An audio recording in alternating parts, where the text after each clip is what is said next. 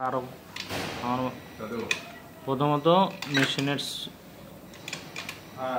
I button চাপ দিয়ে মেশিনের সুইচ অন করতে হইব।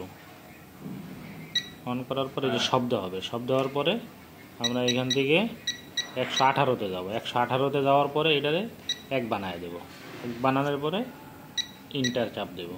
ইন্টার চাপ দেওয়ার পরে 220 রিমুভ হয়ে যাব। এটা হলো গ্রিস।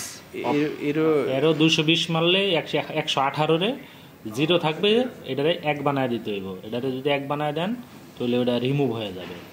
ব্যাস, ওকে। হ্যাঁ, ধন্যবাদ। আরো আমার প্রথমত মেশিনের আই বাটন চাপ দিয়ে মেশিনের সুইচ অন করতে হইব। অন করার পরে যে শব্দ হবে, শব্দ হওয়ার পরে আমরা এখান থেকে 118-তে যাব। 118-তে যাওয়ার পরে এটারে 1 বানায় দেব। 1 বানানোর পরে ইন্টার চাপ দেব। ইন্টার চাপ দেওয়ার পরে 220 রিমুভ হয়ে যাব। এটা হলো গ্রিস। এরও 220 মারলে 118-রে 0 থাকবে, এটারে 1 বানায় দিতে হইব। এটারে যদি 1 বানায় দেন তাহলে ওটা রিমুভ হয়ে যাবে।